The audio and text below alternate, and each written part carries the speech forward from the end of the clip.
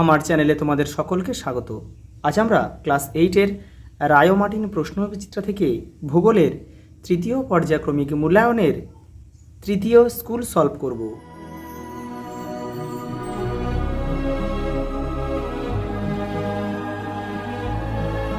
দেখো 3 নম্বর স্কুল। যারা আগের সেটগুলো দেখোনি তারা চ্যানেলের প্লেলিস্টে যাবে, ওখানে কিন্তু দেয়া রয়েছে। দেখো প্রথম প্রশ্ন, এই মেঘে প্রচুর বৃষ্টি হয়। Cumulus, cirrocumulus, stratus, cumulonimbus. এটা হবে অপশান ডি, কিউমুলো নিম্বাস। পরেরটা দেখো, ঘনীভবনের প্রক্রিয়া নয় কোনটি? অপশান ডি, ধোঁয়াশা। পরেরটা দেখো, জীব বৈচিত্র্য সবচেয়ে বেশি কোথায়? বৃষ্টি অরণ্যে। পরেরটা দেখো, বিনোদন ও পর্যটন শিল্পের জন্য বিখ্যাত ভূমধ্যসাগরীয় জলবায়ু অঞ্চল। পরেরটা দেখো, পরিবেশের অবনমনের একটি কারণ নগরায়ন, বৃক্ষচ্ছেদন, খনিজ উত্তোলন। অপশান ডি আমাদের সঠিক উত্তর, সবকটিই হবে। চিপকো আন্দোলন ঘটেছিল কোথায়? উত্তরাখণ্ডের গাড়োয়াল অঞ্চলে 1973 খ্রিস্টাব্দে হয়েছিল এটা। আমেরিকার হ্রদ অঞ্চলের কসাইখানা বলা হয় কাকে? শিকাগোকে। সিলভা একটি কী অরণ্য? বৃষ্টি অরণ্য। পলিনেশিয়ার একটি দেশ, এটা হচ্ছে টোঙ্গা। অস্ট্রেলিয়ার নাতিশীতোষ্ণ তৃণভূমির নাম কি? ডাউন্স। আর এটা একটু জেনে নাও তোমরা। আর স্টেপ হচ্ছে নাতিশীতোষ্ণ অঞ্চলের তৃণভূমি হচ্ছে স্টেপ নামে পরিচিত।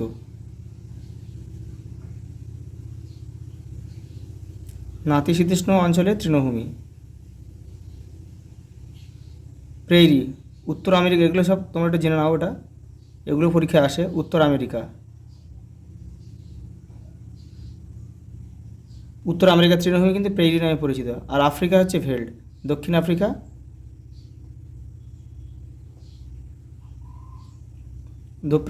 আফ্রিকার তৃণভূমি হচ্ছে ভেল্ট নামে পরিচিত। পরের প্রশ্ন দেখো, এটা সত্য মিথ্যা দিয়েছে। ঠিক হলে সত্য, ভুল হলে মিথ্যা, মানে সত্য মিথ্যা লিখতে হবে। ঠিক যেমন নির্দেশ দেবে তেমন কিন্তু লিখতে হবে। পৃথিবীর কেন্দ্রের অপর নাম হচ্ছে নিফে, অর্থাৎ নিকেল আর লোহা দিয়ে তৈরি, তাই নিফে। এটা কিন্তু সত্য। অভিসারী পাতসীমানায় অগ্নুদ্গম হয়, এটাও সত্য।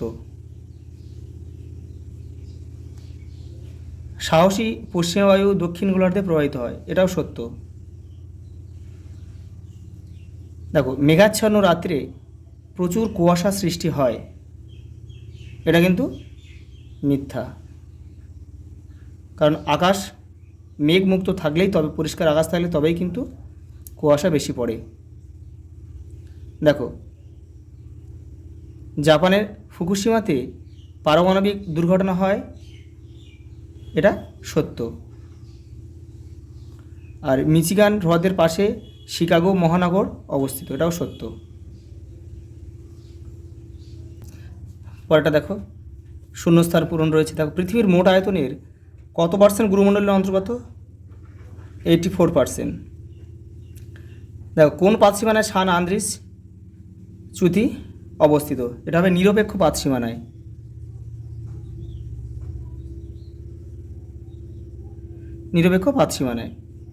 দেখো, এটা হবে নিরক্ষীয় নিম্নচাপ বলয়কে ডোলড্রাম বলে।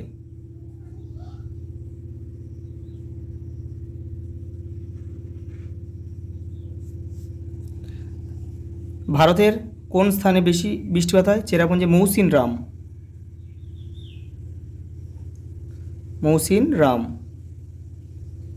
মেঘালয়ের চেরাপুঞ্জির মৌসিন রাম।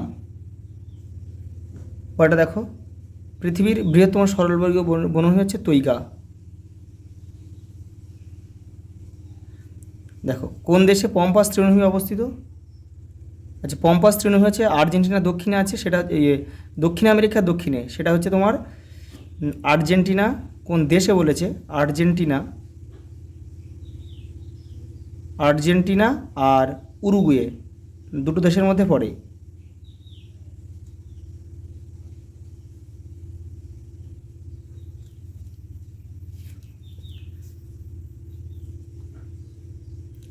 পরেরটা দেখো, একটি বা দুটি শব্দে উত্তর দাও। পৃথিবীর অভ্যন্তরের কোন অংশকে নিফেসিমা বলে? কোন অংশকে?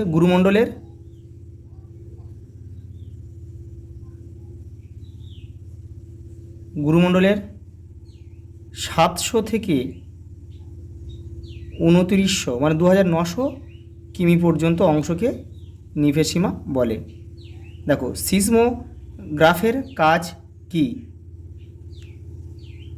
আচ্ছা দেখো, এখানে জায়গা হবে না, আমি এখানে লিখে দিচ্ছি। দেখো 4 এটা 4-2 দাগ। ভূমিকম্পের সময়, এখান থেকে তোমার লিখে নেবে,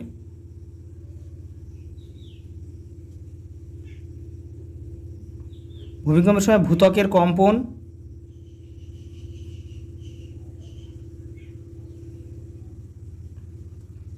কম্পন এবং তরঙ্গের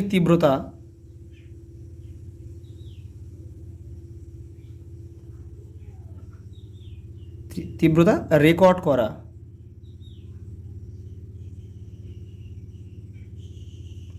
এটা তোমরা একটু লিখে নেবে। পরেরটা দেখো, পার্বত্য বায়ুর অপর নাম কি? পার্বত্য বায়ুর অপর নাম হচ্ছে ক্যাটাবেটিক বায়ু।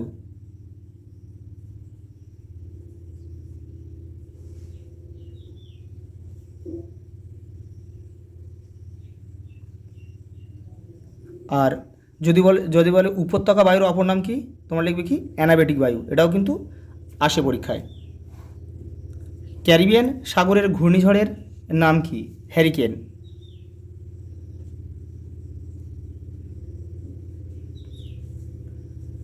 ফ্লাই কোন দেশের প্রধান নদী? Papua New Guinea.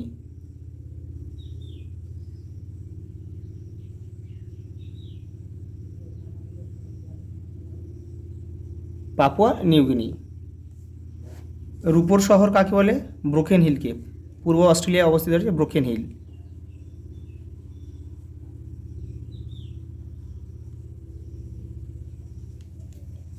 পরেরটা দেখো, একটা স্তম্ভ দিয়েছে। দেখো, তোমরা কিন্তু কেউ তীর চিহ্ন দিয়ে এগুলো মেলাবে না, এগুলো তোমরা দেখো শুধু প্রশ্নের দাগ নাম্বারটা এবারে দিয়ে দেবে, উত্তরের পাশে হয়ে যাবে। দেখো, কিম্বার্লি হচ্ছে দক্ষিণ আমেরিকাতে অবস্থিত। এটা কিন্তু হীরের খনির জন্য খুব বিখ্যাত কিন্তু কিম্বার্লিটা। তাহলে এখানে আমরা এক লিখব, আমি এখানে জাস্ট লিখে দিচ্ছি একটু, হীরের খনির জন্য কিন্তু বিখ্যাত কিম্বার্লি। তারপরে লিসবন, পর্তুগালের রাজধানী এটা লিসবন। তাহলে এখানে আমরা 2 লিখব। পরেরটা দেখো, বসুন্ধরা সম্মেলন কোথায় হয়েছিল? ব্রাজিলের কোন জায়গায় বলো তো? রিও ডি জেনেরো শহর। তারপর আছে কি দেখো, ফাইলিন একটা ঘূর্ণিঝড়ের নাম, কোথায় হয়েছিল? ভারতে। এটা 4 লিখতে হবে। আর সেলভা হচ্ছে দেখো ফ্রেঞ্চ গিয়ানা একটা দেশের নাম, সেলভারনা কিন্তু এই দেশের মধ্যে পড়ে। আর অনেক দেশ আছে, তার মধ্যে তার একটা দেশ হচ্ছে ফ্রেঞ্চ গিয়ানা। দক্ষিণ আমেরিকার একদম কিন্তু মাথার দিকে এই ফ্রেঞ্চ গিয়ানাটা অবস্থিত। তাহলে এখানে আমরা 5 লিখব। পরেরটা দেখো, বিযুক্তি কাকে বলে? এটা তোমাদের পাঠ্য বইয়ের 4 নম্বর পেজে রয়েছে। দেখো, এই দেখো, ভূপৃষ্ঠ থেকে কেন্দ্র পর্যন্ত যেখানে যেখানে ভূমিকম্পের তরঙ্গের গতিবেগ পরিবর্তিত হয় সেখানটাকে ভূতত্ত্ববিদরা বলেন বিযুক্তি রেখা। পরের প্রশ্ন দেখো, অ্যাস্থনোস্ফিয়ার কাকে বলে? তোমাদের বইয়ের 5 নম্বর পেজে রয়েছে। এটা যেহেতু মান 2-এর, তোমরা শুধু এখান থেকেই দেখো, শিলামণ্ডলের নিচে গুরুমণ্ডলের উপরের অংশে বিশেষ স্তরটি অ্যাস্থনোস্ফিয়ার, এটা লিখলে কিন্তু 1 পাবে। তাহলে 2-এর জন্য আমরা এখান থেকে এই পর্যন্ত লিখব। পরের প্রশ্ন দেখো, আপেক্ষিক আর্দ্রতার সংজ্ঞা দাও। 46 নম্বর পেজে রয়েছে তোমাদের বইয়ে, দেখে নাও। এই দেখো, আপেক্ষিক আর্দ্রতা, এখান থেকে এটা পুরো লিখবে। আর এটাও লিখে দেবে যে আপেক্ষিক আর্দ্রতা কিন্তু শতকরা হিসেবে প্রকাশ করা হয়, আর এটা কিন্তু শর্ট প্রশ্ন হিসেবেও কিন্তু পরীক্ষায় আসে। পরের প্রশ্ন দেখো, বৃষ্টির ছায়াঞ্চল কাকে বলে? তোমাদের বইয়ের 47 নম্বর পেজে দেখো, এই যে এখান থেকে এটা পুরোটা লিখবে।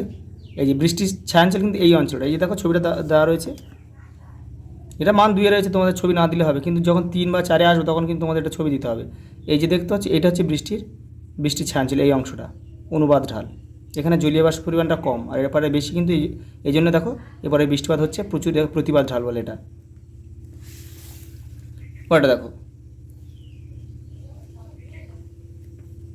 দক্ষিণ আমেরিকার শস্য ভাণ্ডার বলতে কী বোঝো? দেখে নাও 106 নম্বর পেজে রয়েছে। এই দেখো, এখান থেকে তোমরা এটা এই পর্যন্ত লিখে দেবে। পম্পাস অঞ্চল দক্ষিণ আমেরিকার শস্য ভাণ্ডার নামে পরিচিত। পরের প্রশ্ন দেখো, সেলভা কাকে বলে? তোমাদের বইয়ের 53 নম্বর পেজ দেখো, এই যে এইখান থেকে লিখবে। এই অরণ্যে মানে নিরক্ষীয় বৃষ্টি অরণ্য, এখান থেকে এই পর্যন্ত লিখবে। দেখো, ক্রান্তীয় সেলভা অরণ্য নামে পরিচিত, একটা গাছের নাম দিয়ে দেবে। এই দেখো পরেরটা দিয়েছে কি, গ্রেট ব্যারিয়ার রিফ বা প্রবাল প্রাচীর কাকে বলে? দেখো, এটা তোমাদের বইয়ের 111 নম্বর পেজে এই যে ছবিটা রয়েছে, দেখো এই দেখো নানা জীবের আবাসস্থল গ্রেট ব্যারিয়ার রিফ।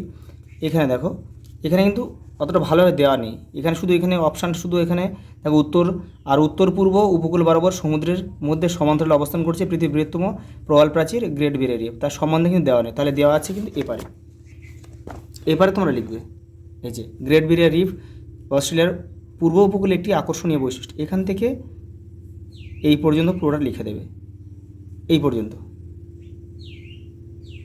এই যে এই পর্যন্ত লিখলে হয়ে যাবে। পরের প্রশ্ন দেখো, মেলানেশিয়া বলতে কী বোঝো? 110 নম্বর পেজে রয়েছে, দেখো তোমাদের বইয়ের এই যে এই অংশটা লিখবে মেলানেশিয়া, এখান থেকে এটা লিখবে। পরের প্রশ্ন দেখো, অভিসারী পাতসীমানে কীভাবে ভূমিরূপের পরিবর্তন হয়? এই যে এখান থেকে তোমরা লিখতে পারো, এখান থেকে এই পর্যন্ত লিখবে। পরেরটা দেখো, বিদার অগ্নুদ্গম কাকে বলে? দেখে নাও।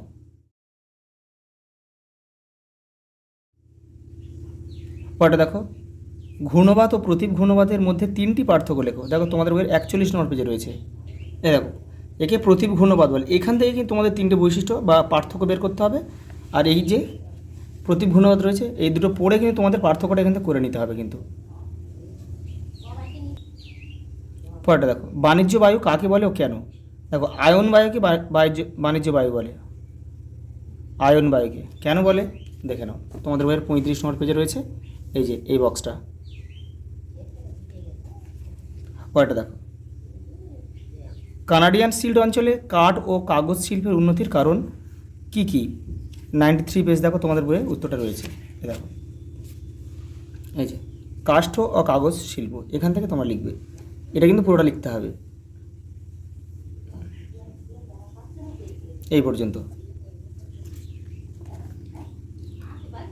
উত্তর আমেরিকার হ্রদ অঞ্চলের অর্থনৈতিক উন্নতিতে খনিজ সম্পদের অবদান কী?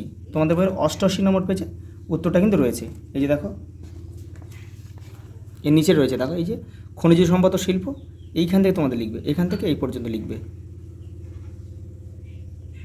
পরের প্রশ্ন দেখো, মারা ডার্লিং নদীর গতিপথ লেখো। তোমাদের বইয়ের দেখো 116 নম্বর পেজ দেখো, এই যে মারা ডার্লিং, এই যে নদী, এখান থেকে এইটা লিখে দেবে। পরের প্রশ্ন দেখো, ওশেনিয়ার বিচিত্র প্রাণী ও উদ্ভিদ জগতের উদাহরণ দাও। 107 নম্বর পেজে কিন্তু তোমাদের বইয়ের উত্তরটা রয়েছে। দেখো এই যে এখানে রয়েছে ওশেনিয়া, শুরুতেই রয়েছে এই বক্সের মধ্যে। এই দেখো, বিচিত্র সব প্রাণী ও উদ্ভিদের বসবাস এই মহাদেশ, এখান থেকে এটা পুরোটা লিখে দেবে। পরের প্রশ্ন দেখো, নিরক্ষীয় জলের বৈশিষ্ট্য উল্লেখ করো।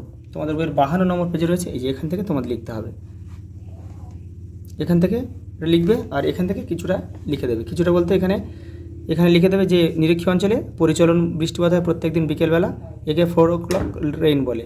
এটা লিখলেই শুধু হবে, এত লেখার কোনো প্রয়োজন নেই। পরে দেখো, মৌসুমি জলবায়ু এবং ভূমধ্যসাগরের জলবায়ুর মধ্যে তুলনা করো। এটা দেখো তোমাদের বইয়ের 55 নম্বর পেজে রয়েছে, এই যে মৌসুমি জলবায়ুর বৈশিষ্ট্য, এখান থেকে কিছুটা বৈশিষ্ট্য লিখবে, আর ছক করার কোনো দরকার নেই।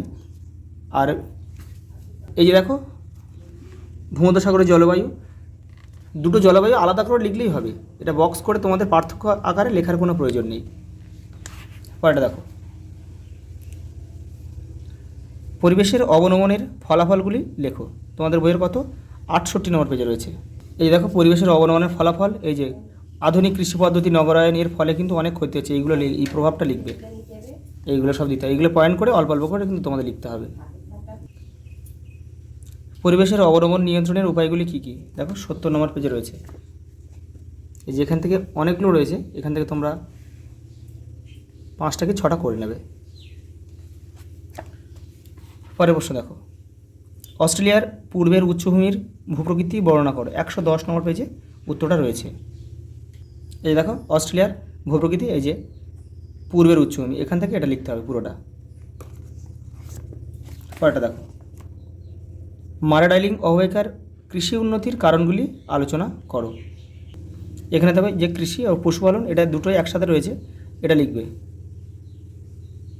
এই পর্যন্ত লিখবে কৃষির উন্নতিটা। আর এপারে দেখো এই যে কৃষির উন্নতির কারণ, এটাও তোমাদের এই 5টা পয়েন্ট কিন্তু লিখতে হবে।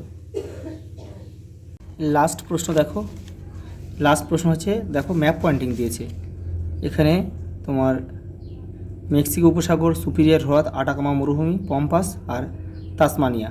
দেখে নাও। দেখো এটা হচ্ছে পৃথিবীর মানচিত্র। এটা তোমরা কি করবে, প্রথমে পেন দিয়ে উপরে নাম, রোল নাম্বার কিন্তু লিখবে, ক্লাস, এগুলো সব লিখবে। তারপরে পেন্সিল দিয়ে তোমার ম্যাপ পয়েন্টিংটা কিন্তু পেন্সিলে করবে। ভিডিওটা ভালোভাবে বোঝানোর জন্য আমি তোমাদের কিন্তু পেন দিয়ে করলাম, যাতে তোমরা লেখাগুলো ভালোভাবে বুঝতে পারো। দেখো প্রথমে দিয়েছে কি মেক্সিকো সাগর, দেখো এই যে মেক্সিকো উপসাগরটা, এই যে এই জায়গাটায়, এটা হচ্ছে মেক্সিকো উপসাগর।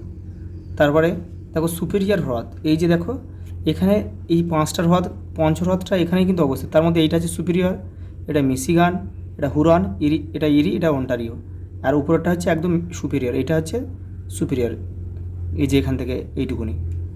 তাহলে দেখো আটাকামা দিয়েছে, আটাকামা মরুভূমি, এই যে দেখো এই যে মকর ক্রান্তি রেখা গিয়েছে, এইটা এইখানে হচ্ছে আটাকামা মরুভূমি। তারপরে দেখে পম্পাস তৃণভূমি অঞ্চল, এইটা এই জায়গাটায়।